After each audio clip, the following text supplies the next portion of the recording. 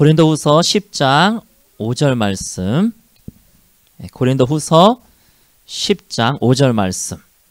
우리 한 목소리로 같이 봉독하겠습니다.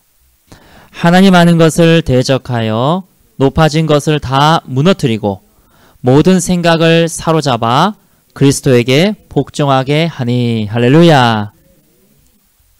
우리가 한 가지 일을 하면 하나님께서는 10가지 일을 하십니다. 그러나 우리가 아무것도 안 하면 하나님도 아무것도 행하실 수가 없습니다. 우리가 전적인 하나님의 은혜다라고 얘기하지만 그것은 우리가 한 것보다는 하나님께서 하신 것이 상대적으로 너무나 크기 때문에 하나님의 전적인 은혜다라고 얘기합니다. 자, 그럼 우리가 해야 될 일이 무엇이냐? 오늘 고린도후서 10장 5절 말씀에 보면은 하나님 아는 것을 대적하여 높아진 것을 다 무너뜨리고 모든 생각을 사로잡아 그리스도에게 복종하게 하니. 그리스도께 내 생각을 복종시키는 것, 그것이 바로 우리가 해야 될 일이라는 것입니다. 사실은 좀 막연해 보여요. 어떻게 예수님께 내 생각을 복종시킬 수가 있는가? 내 생각을 사로잡아서 복종시킬 수가 있는가? 옛날에 주병진 쇼에서 자, 시선을 모아서 내가 끌고 가겠습니다. 일로 오세요. 그랬던 것이 기억이 납니다. 이러한 생각, 영영 금신 다 모으고, 미움, 다툼 다 모으고, 야망, 권력 다 모으고, 정욕, 쓸데없는 낙심 다 모아서 사로잡아서 빼버리고 내 모든 생각을 예수 그리스도에게 복종시키는 것입니다. 그것이 바로 우리가 해야 될 일입니다. 왜냐하면요, 생각은 모두 내가 하는 것 같지만은 사실은 내가 하는 생각 외에 하나님이 나에게 주신 생각이 있고 사단이 나에게 주는 생각도 있기 때문입니다. 그래서 생각은 자고로 3가지 종류가 있다라고 말할 수 있을 것입니다. 내 속에서 일어나는 생각, 2번째 하나님이 넣어주신 생각, 3번째 사단이 넣어준 생각. 우리 요한복음 13장 2절을 보겠습니다. 요한복음 13장 2절 말씀 한 목소리를 같이 봉독하겠습니다. 마귀가 벌써 시온의 아들 가룟 유다의 마음에 예수를 팔려는 생각을 넣었더라. 자, 가룟 유다의 마음속에 사단이 분명히 생각을 집어넣었다라고 성경은 말씀하고 있습니다. 그러니까 하나님이 넣어주신 생각이 있고요, 사단이 넣어준 생각이 있고요, 내 자체적으로 일어나는 생각이 있다는 거예요. 근데 우리가 그리스도인으로서 살아가면서 이거를 분별하지 못하고 아무 생각이나 다 하고 살아간다는 것입니다. 근데 문제는 내가 성화가 잘 돼가지고 나에게서 일어나는 생각들이 하나님의 생각과 일치하면 좋겠는데 사실은 나는 육체의 본성을 따라서 행하는 경우들이 많고 두려움과 염려 속에서 일어나는 생각들도 많고 또 근심과 걱정 속에서 또 분노 속에서 일어나는 생각들이 많다는 것이죠. 그래서 이것이 어떻게 보면 내가 하는 생각에 내 속에서 성화가 잘 돼가지고 일어나는 생각이 좋으면 좋겠는데 사실은 내 속에서 일어나는 생각들 자체가 다 불안, 근심, 염려, 걱정, 분노, 정욕, 사단에게 속한 생각들이 대부분이라는 것입니다. 그래서 따지고 보면은 사단으로부터 온 생각, 또 내 자신에게서 일어나고 있는 사단의 영향력을 받은 생각, 그리고 하나님이 주신 생각. 그래서 우리가 하는 생각의 3분의 2 가까이는 사단으로부터 온 생각이 대부분이라는 것이죠. 여기에 우리의 문제가 있습니다. 사단은요, 우리에게 어떤 귀신이나 드라큘라의 모습으로 나타나지 않습니다. 우리 어린아이들이 잠자다가 귀신 나타나면 어떡하나. 근데 우리 믿는 자들에게는 그렇게 안 나타나요. 왜냐면 우리는 순간적으로 예수님의 이름으로 명하더니 물러가라! 이게 입에 붙어 있거든요. 일단 나타났다 그러면은 무섭더라도 예수님의 이름으로 명하더니 물러가라! 이렇게 얘기합니다. 꿈에서도 얘기합니다. 사단이 미련하지 않기 때문에 그 모습으로 나타나지는 않고 어떻게 나타나느냐, 우리의 머리에 생각을 탁 집어넣어줘가지고 무서움으로 우리를 막 컨트롤하고 지배하려고 하지 않고 그 생각으로, 사단의 생각으로 그래서 머릿속에 사단을 예수를 팔 생각을 딱 집어넣으면 예수를 팔아야지. 그러면 안 돼. 근데 또 생각하는 거예요. 예수를 팔아야지. 그러면 안 되는데 예수를 팔아야지. 그래 또 가능하기도 할 것 같기도. 예수를 팔아야지. 얼마지? 30냥. 예수를 팔아야지. 이 30냥이면 내가 큰 일을 벌 텐데. 이렇게 생각을 딱 집어넣어가지고 사람으로 하여금 점점 사단을 쫓아가게 만든다는 것이죠. 그래서 악한 생각을 집어넣던지 내 본성에서부터 악한 생각이 일어나는 것을 부채질해가지고 우리를 지배하려고 하는 전략을 쓰는 것. 이것이 바로 그리스도인에게 향한 사단의 전략입니다. 그래서 우리 생각을 사로잡아서 복종하게 하지 않으면 우리는 어느 순간 사단이 주는 생각을 묵상하고 있고 사단에 주는 영향력 속에 살아간다는 것이죠. 우리가 생각을 떨쳐버리지 않으면은 그것을 계속 생각하게 되고 결국은 이 생각이 심령, 가슴까지 내려오게 되면 내 마음이, 내 심령이 점령당하게 됩니다. 그래서 제가 볼 때에 우울증하고 중독, 이거는 정신적인 문제라기보다는요, 이것은 영적인 문제라고 저는 보아집니다. 사단의 지속적인 공격을 계속 생각이 받는 거예요. 그러면 우리가 보통 그 생각을 그냥 딱 떨쳐버리면 되는데, 아까 조지 밀러처럼 전염병이 일어나고 있어요. 그러면은 내 생명은 주님께 맡긴 건데 까짓거 그냥 그리고 무섭다는 생각을 떨쳐버리고 그냥 가면 되는데, 저 전염병이 나에게 전염되면 어떡하지? 가서 설교를 하면서도 이 애들의 전염병이 나에게 들어오면 어떡하지? 그 생각을 떨쳐버리지 않고 계속 갖고 있는 거예요. 물론 의학적으로 과학적으로는 위험합니다. 그러나 하나님이 살아계시지 않다면 위험해요. 하지만 하나님이 살아계시기 때문에 그렇게 될 확률이, 안 될 확률이 더 많다는 것이죠. 그래서 조지 밀러도 그런 생각을 떨쳐버리고 가서 사역을 했던 것이죠. 이 사단의 지속적인 공격을 받고 이 생각이 계속 공격을 받아서 계속 우리가 품어서 가슴으로 내려온 결과가 바로 우울증이고 중독이다라고 말할 수 있을 것입니다. 그러기에 이제는 내가 나를 잘 조절하지 못하는 지경까지 이르게 되는 것. 이제 내가 컨트롤할 수가 없어요. 내 마음이, 내 심령이 지배를 당했기 때문에 내가 나를 조절할 수가 없어요. 내가 내 우울한 심정을 조절하지를 못해요. 내가 내 두려움의 감정을 조절하지를 못해서 막 호들갑 떠는 사람들, 우울하면은 막 우울한 대로 빠져들어가는 사람들, 약을 꼭 먹어야 속이 시원한 사람들, 또 한번 분노가 일어나면은 이 조절이 안 돼요. 뿐만 아니라 음란의 감정들도 조절이 안 돼요. 그래서 이건 정신병 이렇게 얘기할 수 있겠지만 중독이라고 하는 것이 사실은 영적인 부분, 생각을 계속하다가 갑작스럽게 음란하지 않습니다. 그 생각을 계속하다가 이게 가슴으로 내려와서 이제는 그걸 내가 조절이 못하는 정도까지 이르는 것, 그것이 바로 중독이라는 것입니다. 내가 죽는 줄 알면서도 술을 계속 퍼마시는 경우 조절이 안 됩니다. 돈을 다 탕진하는 걸 알면서도 가서 도박을 하고 라스베가스까지 비행기 타고 날아가서 다 돈을 탕진하고 옵니다. 그런 줄 알면서도 조절이 안 되는 거예요. 어느 날 담배를 피시던 분이 담배를 딱 끄는 이야기를 제가 설교인가 아니면은 다른 예선가 들은 적이 있는데, 한 분이 이런 얘기를 하시더래요. 한 30몇 년간을 담배를 피셨던 분인데 못 끊었었거든요. 근데 한 목사님이 쥐도 말이야, 쥐약은 안 먹어, 그런 얘기를 하더래요. 쥐도 쥐약은 안 먹어. 다시 말해서 너는 죽는 줄 알면서 왜 담배를 피냐, 이 얘기죠. 다른 말로 표현하면 쥐만도 못한 놈, 이런 말이 되는 거예요. 근데 이상하게 그 당시에는 그것이 기분 나쁘게 들리다기보다는 하나의 진리로 들리는 거예요. 정말로 쥐도, 한갓 이 쥐도 죽는 줄 알면서 쥐약을 안 먹는데 내가 이렇게 살아서야 되겠느냐, 이런 생각이 들게 되는 것이죠.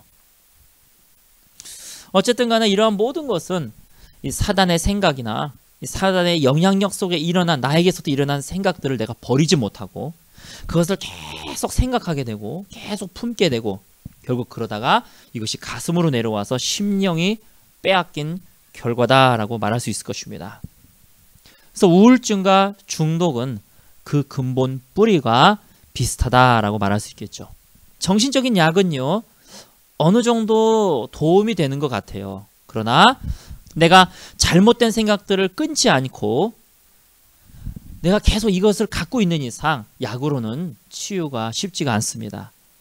그렇기 때문에 특별히 정신적으로 힘든 분들, 우울증이나 중독성이 있는 분들은 생각을 새롭게 변화시키지 않으면, 다시 말로 표현하면 거기서 헤어날 수 있는 희망이 있는데 그것은 나의 생각을 새롭게 하는 것입니다.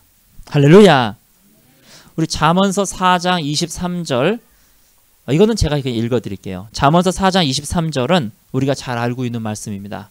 뭐든 지킬 만한 것 중에 더욱 너의 마음을 지키라. 생명의 근원이 이에서 남이니라. 할렐루야. 여기서 마음이라고 한 단어는 heart, 심령을 얘기합니다. 무릇 지킬 만한 것보다 너의 심령을 지켜라. 우울과 중독의 가장 탁월한 처방전이 바로 이 잠언서 4장 23절에 있는 것입니다. 생명의 근원이 거기서 있대요. 그래서 우리가 생각을 내 마음대로 하는 것 아닙니다. 바로 지킬 만한 것보다 마음을 지키는 것, 그 이전에 나의 생각을 조절하면서 생각을 지킴으로써 마음이나 심령을 자유케 하는 것, 그것이 바로 성경이 말씀하시는 처방전이요 해결 방안이라는 것입니다. 그런데요, 제가 이런 말씀을 증거하거나 할 때에 성도들이 많은 공감을 하고 또 실제로 생각을 컨트롤해 보려고, 생각을 이렇게 사로잡아 보려고 노력하지만은 자기 뜻대로 안 되는 경우들도 몇몇 있더라고요. 어떤 분은 중간에 포기하는 경우도 제법 있었습니다. 물론 최소한 두세 달 정도는 내 생각과 싸워야 됩니다. 왜냐하면 이전까지는 내 생각이 고삐 풀린 말이었거든요. 내가 한 번도 내 생각을 컨트롤해 보려고 하지 않았거든요. 고삐 풀린 말이기 때문에 이 말을, 야생말을 길들이기 위해서는 최소한 두세 달에 걸릴 수밖에 없습니다. 인간의 구조가 그런 것 같아요. 그래서 이렇게 두세 달 싸워서 승리는 했지만 또 다시 또 다른 생각에 사로잡혀가지고 심령과 마음이 이번에는 다른 것에 점령이 되는 경우들도, 또 예전 걸로 다시 점령이 되는 경우들도 보았습니다. 많은 퍼센티지는 아니지만 이런 경우들도 있었다는 것이죠.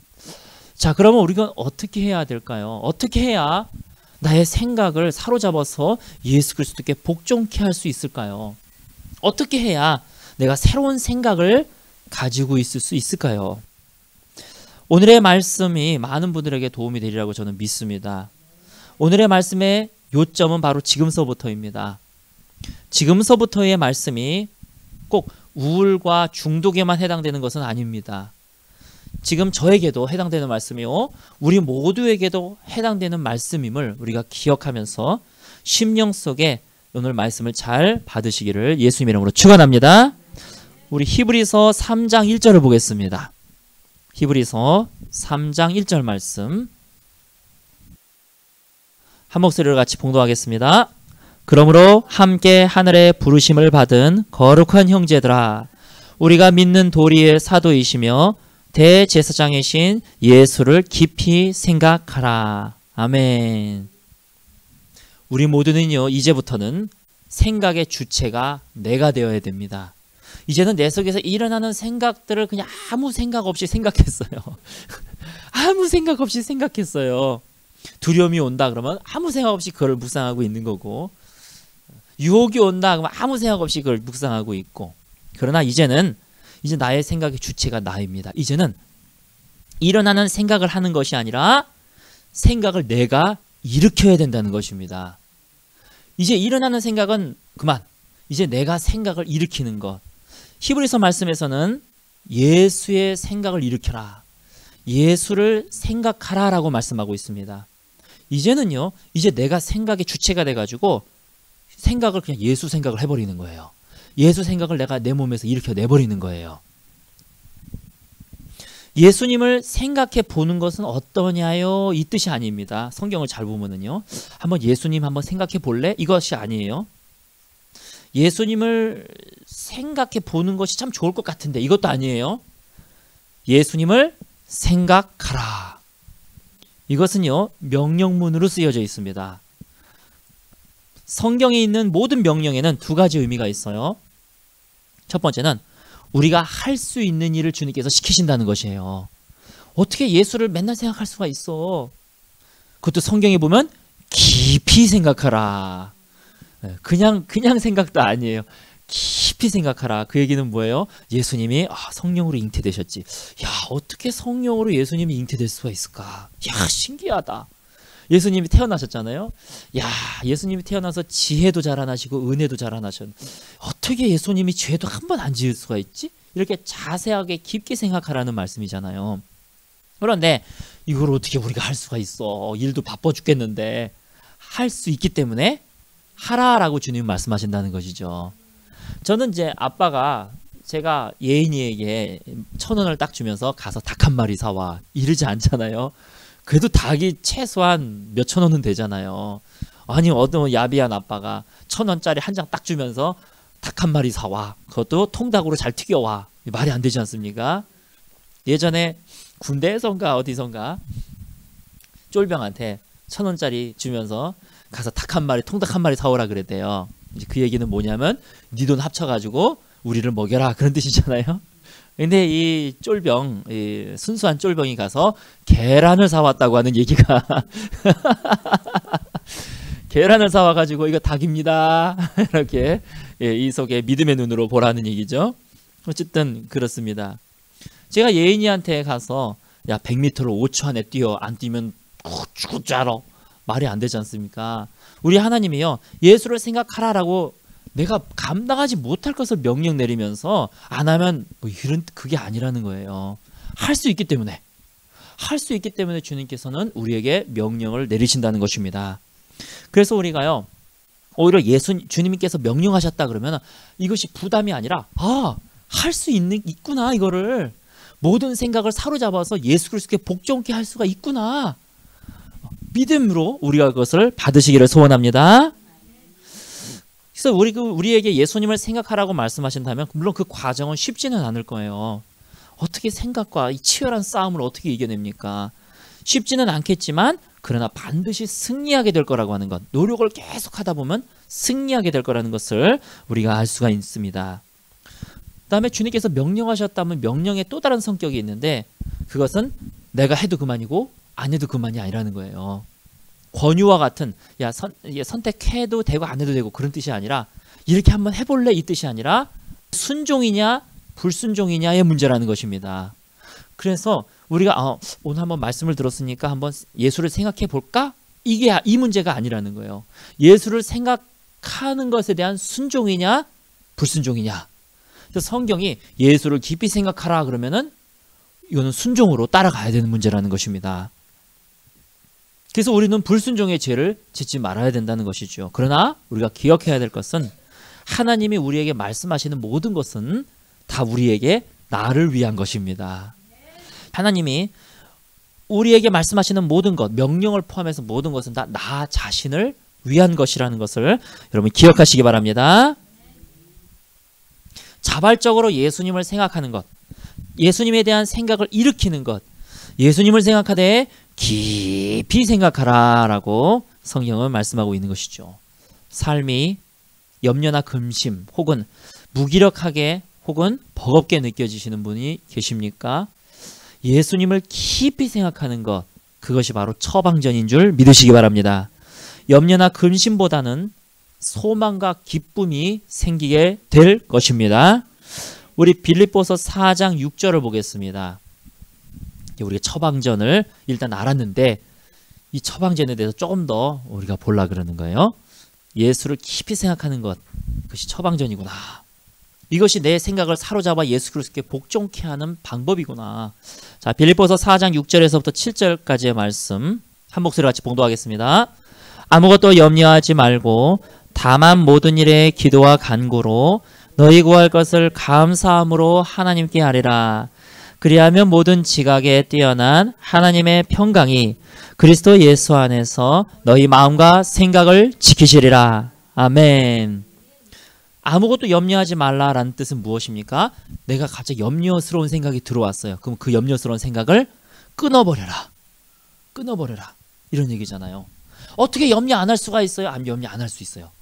염려적인 생각이 끊어버리고 그 순간에 예수를 깊이 생각하는 겁니다. 그러면 그 예수님으로부터 오는 그 믿음이 내 안에 심어지게 되는 것입니다. 일단 내가 믿음이 심어지게 되면 염려가 안 하게 돼요. 아이, 전염병이 있어? 조지 밀러 목사님처럼. 아이, 나는 저 병하고 나하고 상관없다는 믿음이 있는데 뭘 가서 그냥 치료해주고 그런 거잖아요. 오늘 먹을 게 다 떨어졌어? 괜찮아, 나에겐 믿음이 있어. 하나님이 주실 거야, 먹을 거. 그러면 염려가 안 되는 거예요. 근심이 안 되는 거예요. 근데 그 믿음은 어디서 나오느냐? 예수님께로부터 나온다는 거. 예수님을 생각하고 깊이 생각하면 거기서부터 믿음이 나온다는 것입니다. 할렐루야. 나는 이 중독을 끊을 수가 없습니다. 걱정하지 마십시오. 예수님을 깊이 생각하는 거, 거기서부터 그 믿음이 나와서 내 안에 계신 성령님의 권능이 나를 유혹하는 그 정욕의 능력보다 내 안에 계신 성령님의 권능이 부활의 권능으로 더 강하신 분이시다. 그것이 믿어지기 시작한다는 것입니다. 내 안에 나를 죄를 짓게 하는 능력보다 내 안에 계신 나를 거룩하게 하는 성령의 권능이 더 크시다. 그것이 믿어지기 시작하게 된다는 것입니다. 아무것도 염려하지 말고 다만 모든 일에 기도와 간구로 너희 구할 것을 감사함으로 하나님께 아뢰라. 그리하면 모든 지각이 뛰어나신 하나님의 평강이 그리스도 예수 안에서 뭐와 뭐를 지키신다고요? 마음과 생각. 그렇습니다. 마음과 생각을 지키시리라. 우리는 그래서 마음도 지켜야 되고 생각도 지켜야 되지만 이 마음의 문을 여는 게 생각이거든요.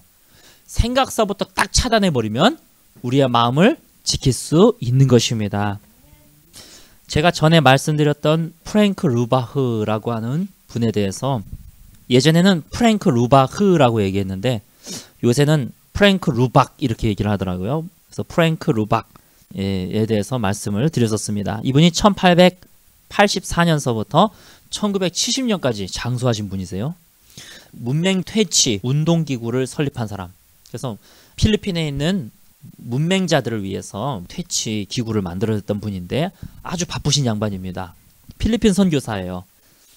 그는 인류 역사상 가장 많은 사람들에게 읽고 쓰는 법을 가르쳤던 분입니다.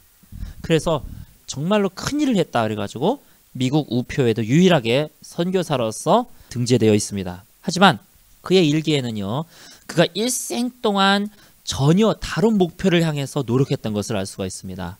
그가 43세까지 피상적인 신앙생활을 해왔어요. 심지어 자기가 선교사님이었고 목사님이었음에도 불구하고 그의 신앙생활은 너무나 피상적이었다, 이렇게 그의 일기에 고백을 합니다. 그래서 43세가 되던 때에 더 이상 이러한 생활은 안 되겠다 싶어가지고 결단을 했습니다. 이제부터 나는 성령님과 동행하는 삶을 살리라. 이제부터 나는 내 목표를 하나님의 임재, 하나님 생각을 끊임없이 하는 것, 하나님의 임재를 인식하는 거기에다가 내 삶의 목표를 두겠다. 이렇게 그는 다짐하고 또 다짐했습니다. 아침에 일어났습니다. 그러면서 제일 먼저 그는 예수님 생각을 했어요. 아침에 일어나서 내가 지금 예수님 생각을 했는가? 그 다음에 밥을 먹을 때도 내가 지금 예수님 생각을 했는가? 길을 걸어갈 때도 내가 예수님 생각을 했는가? 사람을 만날 때도 내가 예수님 생각을 했는가? 그래서 루바의 하루 일과는 침대에서 일어나기 전에 하나님 생각을 먼저 딱 하고 그 다음에 자리에서 벌떡 일어나는, 그렇게 자기 스스로 자기를 훈련해 나가기 시작을 했습니다. 그는 이렇게 말합니다. 쉽지는 않은 행동이었다. 이것은 의지의 행동이었다. 나의 관심을 그곳에 고정시키는 것, 나의 관심을 예수님께 고정시키는 것, 어떤 날은 나의 관심을 하나님에게 고정시키는 상태에 도달하는데 많은 시간을 허비하기도 하였다. 그도 처음에는요, 하나님께 마음을 집중시키는 것, 생각을 고정시키는 것이 쉽지 않았다라고 얘기하고 있는 것입니다. 나는 물살을 거꾸로 해서 올라가는 노를 젓는 배를 탄 노를 젓는 사람과 같았다. 나는 차분하게 그러면서도 끊임없이 하나님께 귀를 기울였고 쉬지 않고 그분을 생각했다. 마치 배를 타고 있을 때에 노를 젓고 있던 손에 힘을 빼면 그 순간에 나는 표류하고 물살을 따라 아래로 내려가는 것 같았다. 그러니까 조금이라도 하나님 생각하고 예수님 생각하고 성령님을 인식하는 데에서 내가 손을 놓게 되면 내 신앙이 또 다시 곤두박질 치는 것 같은 느낌을 겪었다는 것이죠. 생각해 보세요. 생각과 싸우는 게 이게 보통 영적 전쟁입니까? 나도 모르게 막 이런 생각이 일어나는데 그 생각을 딱 차단시키고 이제 예수님을 생각하기로 하는 거예요. 이게 얼마나 쉽지 않은 싸움이었겠습니까? 그는 또 말합니다. 내버려 두세요. 내버려 두세요. 그러면 하나님께서 알아서 하십니다. 이런 말은 내 경험에 비추어 볼 때는 맞는 말이 아니다. 나는 하나님을 굳게 잡으라 라는 말을 더 좋아한다. 의지의 바탕을 둔 행동이 반드시 있어야 한다. 나는 그렇게 쉬지 않고 노를 계속 저으면서 영적인 근육들이 발달하는 것을 느낄 수 있었다. 처음에는 쉽지 않습니다. 근육이 없기 때문에. 그러나 계속 하다 보면은 이제 근육이 생기는 거예요. 나도 모르게 아침에 딱 일어났는데 예수님 생각부터 드는 거예요. 이제는 예수님 생각이 일어나는 거예요. 할렐루야. 처음에는 내가 예수님 생각을 일으키는 거예요. 그러나 어느 순간서부터 예수님 생각이 일어나는 거예요. 프랭크 로바흐는 6개월이라고 하는 시간을 훈련을 했는데 그 6개월이 지나자 예수님 생각이 자연스럽게 이제 나오기 시작했다. 이렇게 그는 증거하고 있습니다. 이 프랭크 로바흐가 자신의 변화의 과정을 필요할 때마다 일기로 남겨두었어요. 그가 예수님만을 생각하기로 결단하고 자신의 생각과의 전쟁을 시작한 지 얼마 되지 않았을 때에 그의 일기들이 있습니다. 제가 한번 읽어드릴게요. 5월 14일 매 순간 끊임없이 하나님을 만나며 하나님을 내 생각의 주체로 삼고 내 대화의 짝으로 삼는 것, 이것이야말로 평생 접해보지 못한 가장 놀라운 일이다. 점점 나는 그렇게 되어가고 있다. 물론 아직은 한나절도 못 가지만 언젠가는 하루 종일 그분을 생각할 날이 오게 될 것이다. 5월 24일 열흘 후입니다. 요즘 걱정이 전혀 없다. 그리고 잠도 잘 잔다. 거의 온종일 나는 기쁨에 사로잡혀서 산다. 거울을 보아도 내 눈빛과 얼굴에 새로운 광채가 보인다. 어떤 일에도 더 이상 조급한 마음이 없다. 모든 일이 잘 된다. 그가 쓴 일기입니다. 6월 1일 오 하나님, 하나님은 더 이상 낯선 분이 아닙니다. 주님은 온전히 제 안에 계십니다. 여기에 저와 함께 거하고 계십니다. 할렐루야. 우리가요 수도원이나 수녀원에 들어가지고 하루 종일 앉아서 예수님 도닦으면서 예수님 생각하고 그렇게 할 필요가 없습니다. 이 프랭크 로바흐는 무지 바쁜 사람이었어요. 그는 이 바쁜 생활 속에서도 그 생활 속에서 하나님의 임재를 충분히 경험했던 사람입니다. 그는 교육대학 학장을 역임했고 신학교 설립도 도왔고 아프리카의 부족들 속에서도 사역했으며 가난한 자들을 잘 섬겼고 필리핀의 문맹 퇴치를 위해서 또 필리핀뿐만 아니라 전 세계를 다녔던 사람입니다. 저는 최근에 프랭크 로바흐의 글을 읽다가 주님, 프랭크 로바흐가 그렇게 얘기하더라고요. 나의 생각을 주님께 드립니다. 이 구절에서 저는 새삼 다르게 느껴졌습니다. 나의 생각을 주님께 드려? 이거 무슨 뜻일까? 이게 뭘까? 이런 생각을 하기 시작했던 것이죠. 그러나 하나님의 은혜로 저는 하나님의 자녀로서 나의 생각을 주님께 바쳐야 한다는 당연함을 느끼게 됐어요. 내가 하나님의 자녀라면 또 예수님이 나의 주인이라면 나의 생각도 바쳐야 되는 거 아닌가? 나의 눈도 바치고 나의 귀도 바치고 나의 생각도 바쳐야 되는 거 아닌가? 왜 이 생각의 주인은 나지 아직까지? 왜 생각의 주인은 나이지? 그래서 이제 이마트에 가서도 외출을 했을 때도 아내와 아이들과의 대화 속에서도 하나님께 어떻게 하면 생각을 내가 드릴 수가 있을까? 어느 순간 물건을 고르다 보면은 벌써 하나님 생각이 안 들거든요. 사람들하고 대화하다 보면 대화에 집중하다 보면 또 예수님 생각이 또 날아가거든요. 어떻게 하면 나도 이 생각을 하나님께 드릴 수 있을까? 그렇게 생각하다가 다음과 같은 방법을 생각하기로 노력했습니다. 뭔 생각했냐? 예수님이 나와 함께 계신다라고 하는 생각. 성령님이 지금 내 안에 계신다라고 하는 생각. 이 생각을 품음으로써 나의 이 시간에 내 생각을 주님께 바치는 거예요. 드리는 거예요. 제가 선택한 방법이에요. 이거는. 그래서 예수님이 나와 함께하고 계신다. 카트를 밀다가도 예수님이 나와 함께하고 계시는구나 이렇게 생각을 하는 거죠. 또 카트를 밀다가도 지금 성령님이 내 안에 계시는구나, 이거를 내가 생각을 일으키는 거예요. 생각을 하는 겁니다. 또 예수님이 내 걸음 하나하나를 인도하신다라고 하는 생각. 그래서 카트를 끌고 가다가도 내 걸음 하나하나를 예수님이 인도하시는구나. 그 다음에 내가 물건을 고를 때도 내 손 동작 하나하나를 주님께서 함께 하신다.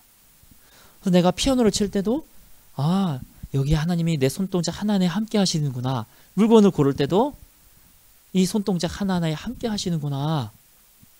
이 생각을 저도 의지적으로 하기 시작했습니다. 이것이 내가 그리스도께 내 생각을 바치는 방법이었어요. 예수님이 나와 함께하고 계신다. 성령님이 지금 내 안에 계신다.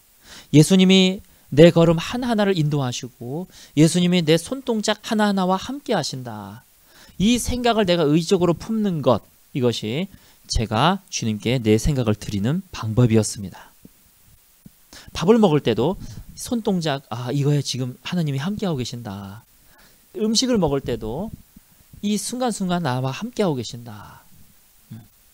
그런데 신기한 것이 있는데, 내가 이러한 생각을 하려고 노력하자 얼마 되지 않았어 무엇인가 심령으로부터 올라오는 큰 건 아니고 아직 자그마한 기쁨, 이것을 제가 경험을 하게 됐다는 거예요.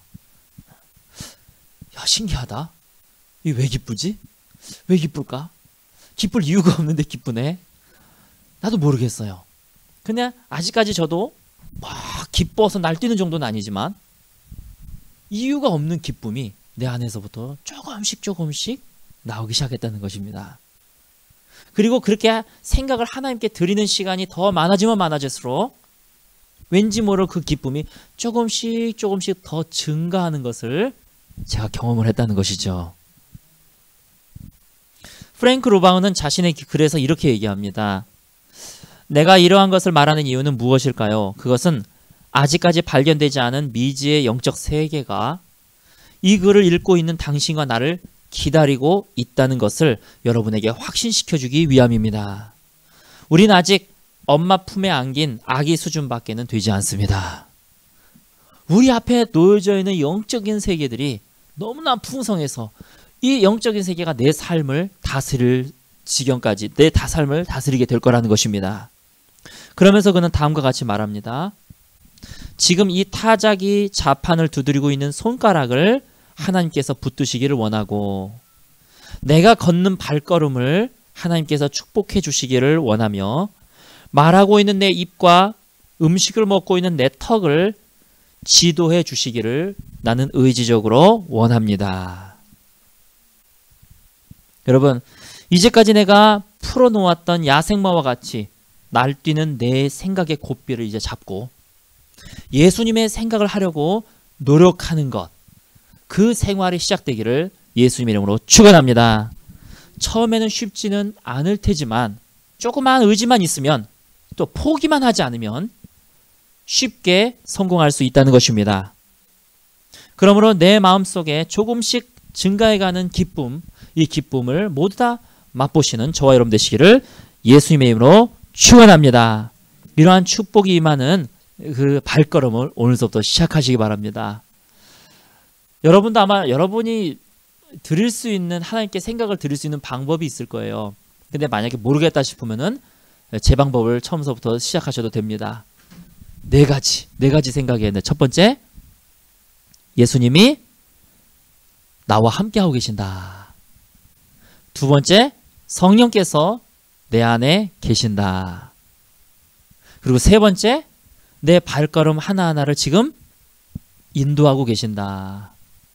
내 손 동작 하나하나를 주님께서 인도하고 계신다. 이 프랭크 로박은 밥을 먹으면서 내 턱을 주님께서 지도하시기를 원한다. 글을 쓰면서도. 그래서 우리의 생활 영역 속에 이 부분을 하나씩 늘려가시면서 생각을 주님 앞에 들으시기를 예수님 이름으로 축원합니다. 오늘 말씀 기억하시면서 기도하겠습니다.